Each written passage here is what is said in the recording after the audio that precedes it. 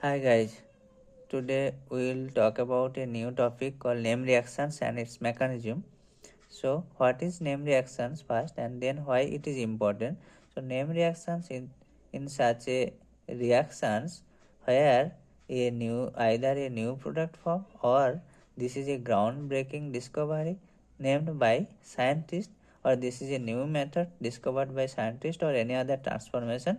So, just to in shorthand uh, explanation, we term as is a name by the scientist name or by the product name.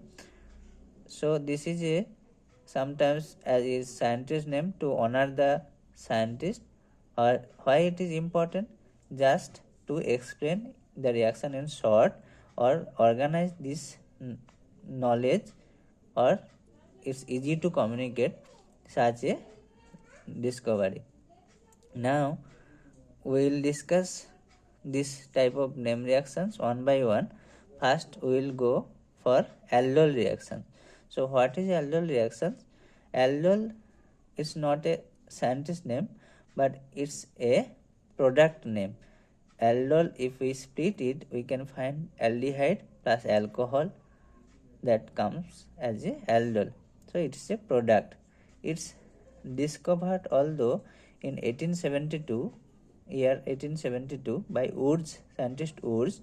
What is that? If a carbonyl compound having alpha hydrogen, then it can reacts by itself with another molecule in presence of aqueous HCl, produce a beta hydroxy aldehyde.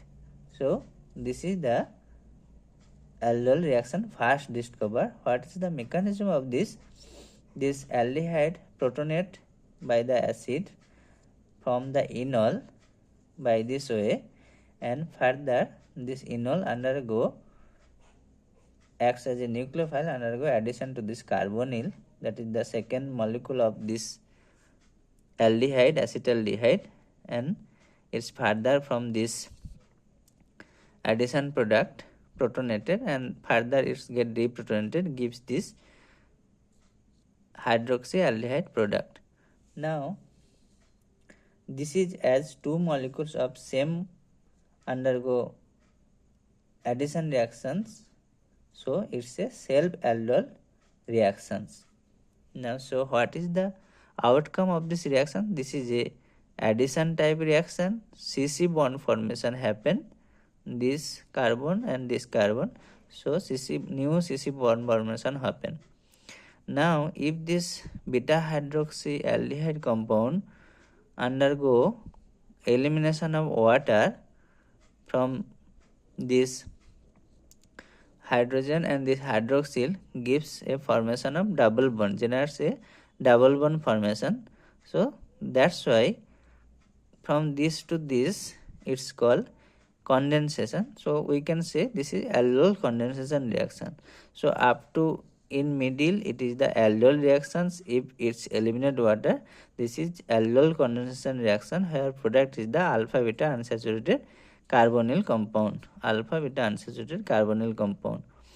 Now this originally this type of reaction first observed by Kane in 1838 when he reacts acetone, where two molecules of acetone undergo reaction from this alpha beta unsaturated carbonyl compound. Now we have seen this is the self aldol reaction. So what is the necessary condition for that? So carbonyl must have alpha hydrogen for the aldol reaction to occur, and enol formation then only happen, so that will act as a nucleophile. And so what is the activation necessary for this reaction? So activation, either acid catalyst necessary or base necessary, that acid or base necessary for this reaction.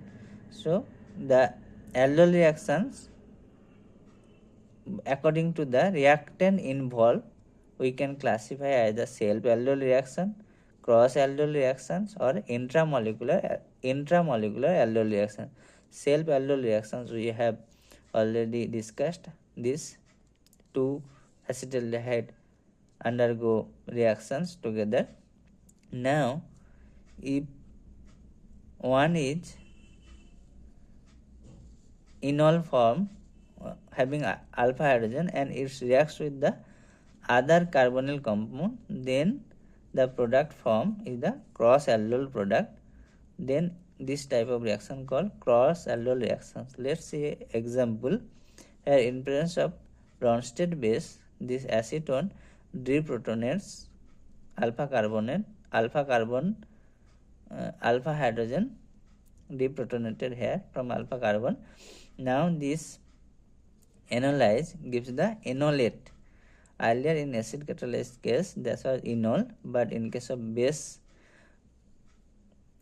condition it gives the enolate, which further reacts with the another carbonyl, this is aldehyde, gives this product, and further it this is the further it gets protonated, give the original cross aldol product. Now this again undergo dehydration, water molecule eliminates out, gives the product.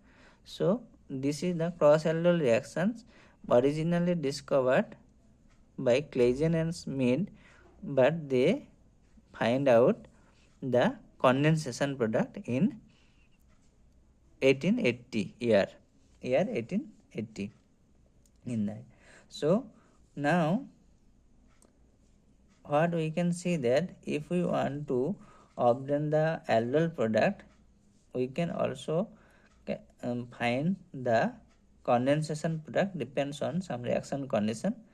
So there is the formation of byproduct. Anyone we want to synthesize this, we can find this is a small amount of byproduct, or this can dehydrate gives the this as a byproduct. So by according to the mechanism, there is we can say the acid also get activation, gives the activation, base also gives the activation. If this acid used in catalytic amount, this is acid catalyzed, that case enol as a nucleophile. If base is used, base catalyzed, then enolate undergo reaction, it acts as a nucleophile. Now if two different carbonyl compound both having alpha hydrogen undergo aldol reaction, then there is the formation of mixture of diastereomeric product. Four possible formation, self condensation for each cases like that. This also undergo self addition product. So then cross addition product also give the another two products. So mixture of isomer can form if both the carbonyl having alpha hydrogen. Now one more thing just to discuss that. So after cross aldol reactions, we want to discuss the intramolecular aldol reaction. So when this both the carbonyl function have within the same molecule, then one having the alpha hydrogen that undergo addition reaction gives the cyclization product. So this reaction originally the intramolecular aldol reaction discovered by Hajos and Paris and Elder or Ulrich in 1971. This is the product where this alpha hydrogen gets enolate formation. Further it reacts any one of the carbonyl, this is the symmetrical, so gives this product, beta hydroxy cyclized product. Now we are talking about this mixture of cross aldol product is formed if both the carbonyl having alpha hydrogen. But then what is the solution if we want to get the major one instead of mixture of product? Then we have to enolize particular one alpha hydrogen carbonyl having alpha hydrogen. So let's have this one is add to the initial basic solution, so that completely it can get enolized only this particular one. Further this can we react separately to the other carbonyl compound whatever according to our like, so then we will get only almost the specific major product.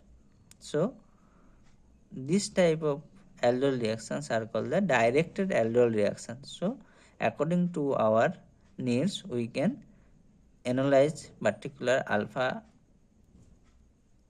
hydrogen related carbonyl product compound. Now we will discuss the stereoselectivity in aldol reaction. So where we can have the stereoselectivity.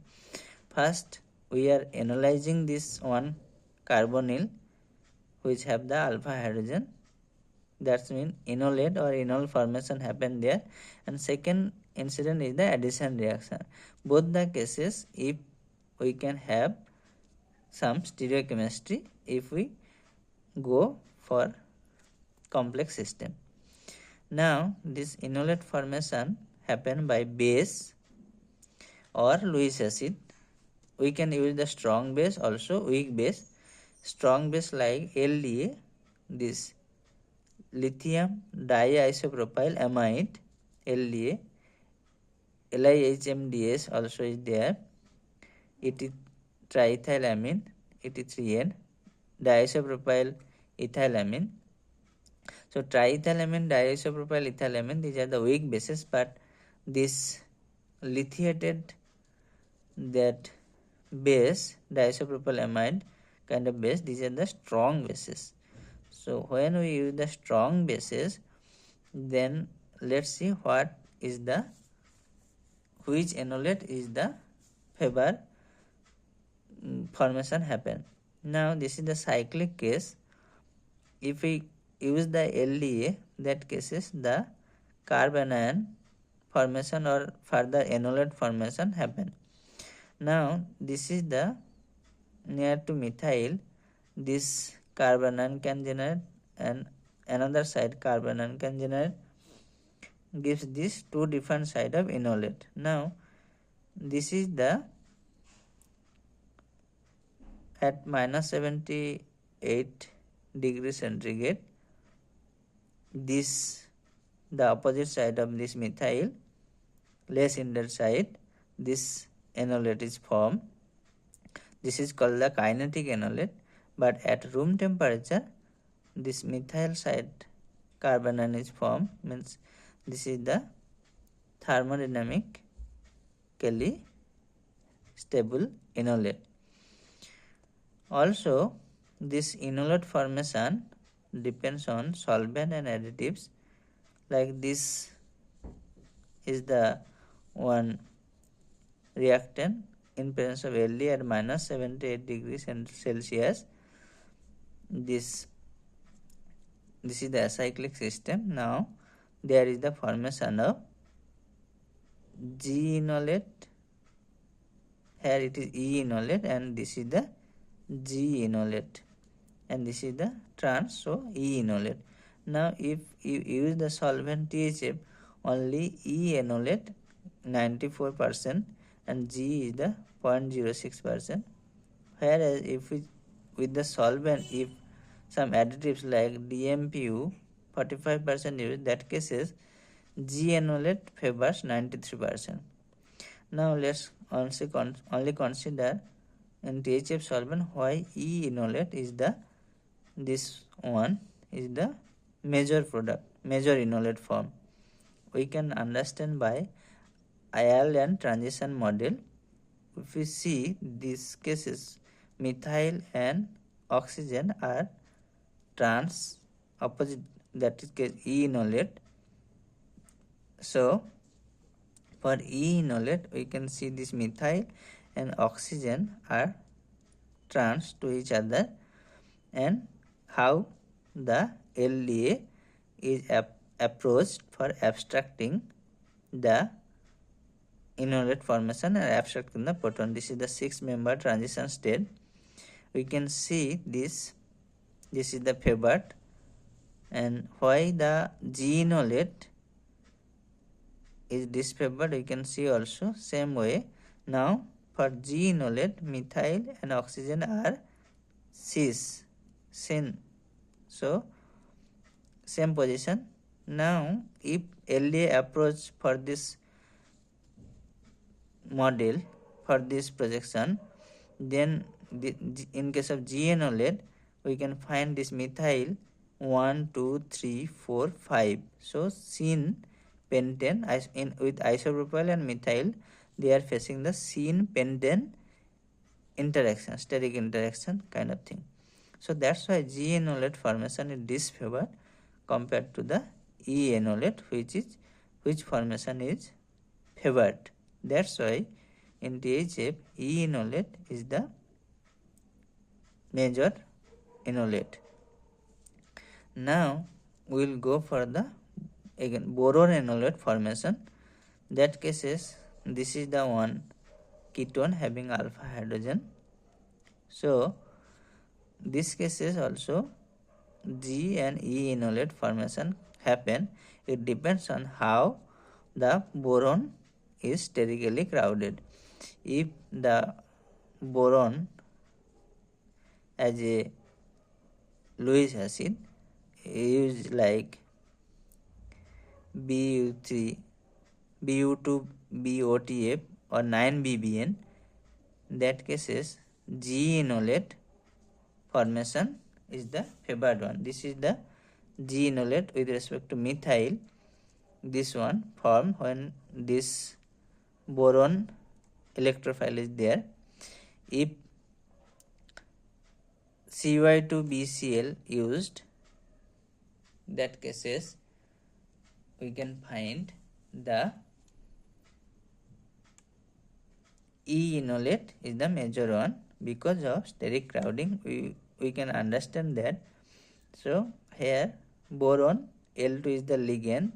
This is the group Bu2 and BBN. So if the BBU2 and BVN is there, they are close compact enough, so does not face much steric crowding. If this cases ligand is the cyclohexyl, two cyclohexyl groups, so with methyl there is a steric crowding happen. That's why we can understand this by Patterson model. Now we look these two transition state where this boron is approaching towards oxygen and base abstracting the proton, and this we can see this R and methyl are syn position. So R and methyl syn position, that means this is the E enolate, and that cases if boron containing ligand cyclohexyl, then they are close to the small hydrogen group. That's why that does not have the much more steric interaction. But in case of G enolate, that case the methyl and that R are anti to each other. So if this boron are closing to methyl, boron ligand if are bulky, then they have mass steric crowding. That's why this cyclohexyl does not coming to the G enolate formation. For G enolate formation, there will be a strong or small group that or close compact group that giving the G enolate better. If there is a more bulky group like cyclohexyl, that is there is strong repulsion, steric repulsion. That's why these BBN are close are not much bulky or flexible group boron compound. That's why this 9-BBN are giving the G-enolate formation.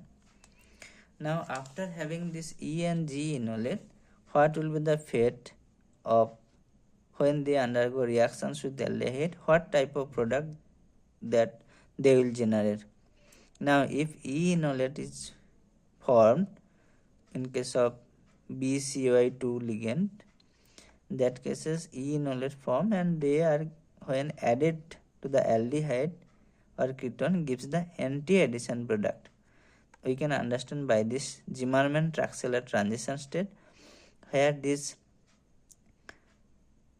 E, we can see this going through chair 6-member chair-like transition state.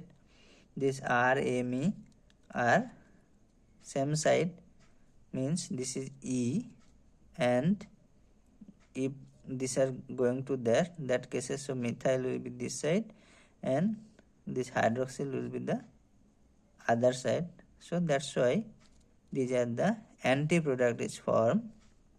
And in case of G-enolate, that methyl are the R, H are the same, that's methyl and R are the G-enolate are opposite side.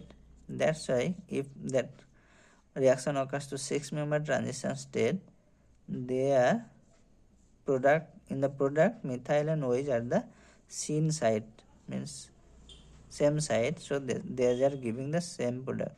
So the final conclusion is that, so these two transition states are the stable transition dot. There is the possibility of other orientation of the aldehyde, but they having some interaction. That's why only this transition state is drawn on stable transition state. So the final conclusion is that the E-enolate gives the anti-addition product and G-enolate produces the syn-aldol product. So thank you.